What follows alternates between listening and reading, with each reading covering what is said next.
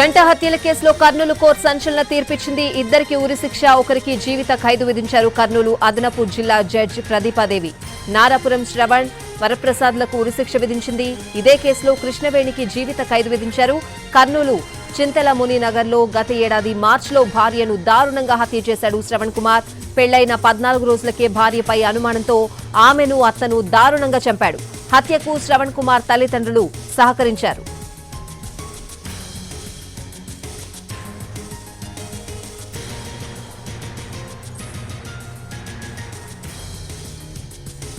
జంట హత్యల కేసులో కర్నూలు కోర్టు సంచలన తీర్పిచ్చింది. ఇద్దరికి ఉరిశిక్ష, ఒకరికి జీవిత ఖైదు విధించారు.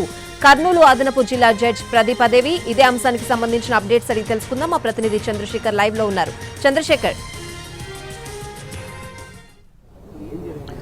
Swathi, Kurnool 4th ADJ court judge Pradeepadevi సంచలన తీర్పు ఇచ్చారు. నవవధువు, ఆమె తల్లి ఇద్దరిని హత్య చేసిన కేసులో భర్తకు, అత్త, మామ ముగ్గురికి కూడా కఠినమైన శిక్షలు విధించారు. భర్త అట్లాగే మామకు ఉరిశిక్ష విధించారు. ఆ తర్వాత అత్తకు జీవిత ఖైదు విధించారు. ఈ సంఘటనకు సంబంధించి మనతో మాట్లాడడానికి DSP ఉన్నారు, PP ఉన్నారు. రుక్మిణి అనే మహిళ, కర్నూలుకు చెందిన మహిళని తెలంగాణ వనపర్తికి చెందిన వ్యక్తి పెళ్లి చేసుకున్నారు. పెళ్లి చేసుకున్న 14 రోజులకే శ్రావణ్ కుమార్ తల్లి, తండ్రి ముగ్గురు కూడా కర్నూలుకు వచ్చారు.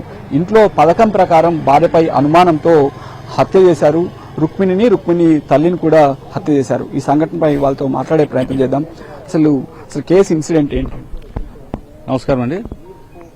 1/3/23 తేదీన ఈ చనిపోయినటువంటి శ్రావణ్కి చనిపోయినటువంటి రుక్మిణికి పెళ్లి జరగడం జరుగుతుంది. పెళ్లి చేసిన 14 రోజుల్లో వీళ్ళ మధ్య ఈ భర్తకు భార్య మీద అనుమానం రావడం, ఆమె వేరే వాళ్ళతో అక్రమ సంబంధం పెట్టుకుందని అనుమానం పెట్టుకుని అతను తరచు గొడవలు పడేవారు.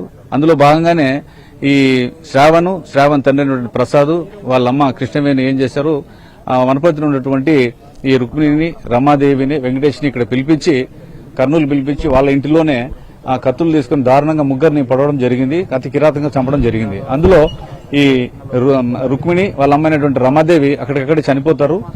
వాళ్ళ తండ్రి అయినటువంటి వెంకటేష్ కనుగూపురితో ఉండగా వెంటనే పోలీసు వారు కర్నూలు 4th CI గారు వాళ్ళ స్టాఫ్ అంతా తీసుకెళ్లి చికిత్స చేయించడం, అతను బతకడం జరుగుతుంది. అతనే ఈ కేసులో ప్రత్యక్ష సాక్షి. దీని మీద 15/3/23 తేదీన పోతం పోలీస్ స్టేషన్ లో crime number 62/2023 under section 302, 307 red with 34 IPC కింద కేసు నమోదు చేయడం జరిగింది. ఈ ఇన్వెస్టిగేషన్ లో భాగంగా ఈ circumstantial evidence, physical evidence, scientific evidence అన్ని తీసుకుని జాగ్రత్తగా వాటిని మన APP గారు ప్రకాష్ రెడ్డి గారి ద్వారా కోర్టులో హాజరుపరచడం జరిగింది. ఎప్పటికప్పుడు ఈ విట్నెస్లని APP గారి దగ్గర బ్రీఫ్ చేయించి ఆయన కూడా చక్కగా బ్రీఫ్ చేసి తర్వాత సాక్షులు కూడా తగు రక్షణ కల్పించి ఏం భయపడకుండా మీరు సాక్ష్యం చెప్పండి అని చెప్పి పోలీసు వారు ధైర్యం ఇవ్వడంతో ఈ రోజు వాళ్ళకి కఠినమైన శిక్ష విధించడం జరిగింది. 4వ అదనపు జిల్లా జడ్జి అయినటువంటి గౌరవనీయులైనటువంటి ప్రతిమా దేవి మేడం గారు A1, A2 అనేటువంటి శ్రావణ్కి, ప్రసాద్కి ఉరిశిక్ష విధించడము, A3 అనేటువంటి కృష్ణవేణికి లైఫ్ శిక్ష విధించడం జరిగింది. ఇది సమాజానికి కనువిప్పు కావాలి. ఏదైనా సమస్య ఉంటే మీరు కోర్టు ద్వారా విడాకులు తీసుకోవచ్చు లేదా వదిలేయచ్చు, కానీ ఇంత కిరాతంగా చంపడం అనేటువంటి చాలా ఘోరమైన విషయం. అంతోపాటు PP ప్రకాష్ రెడ్డి గారు ఆయనతో మాట్లాడే ప్రయత్నిద్దాం. ఇంత కఠినమైన శిక్షలు ఎట్లా సాధ్యమైంది? ఆధారాలు ఏం ప్రొడ్యూస్ చేశారు సార్? ఇప్పుడు రేరెస్ట్ ఆఫ్ రేర్ కేసెస్ లో మాత్రమే క్యాపిటల్ పనిష్మెంట్ కానీ అంటే ఉరిశిక్ష చేయడం జరుగుతుంది.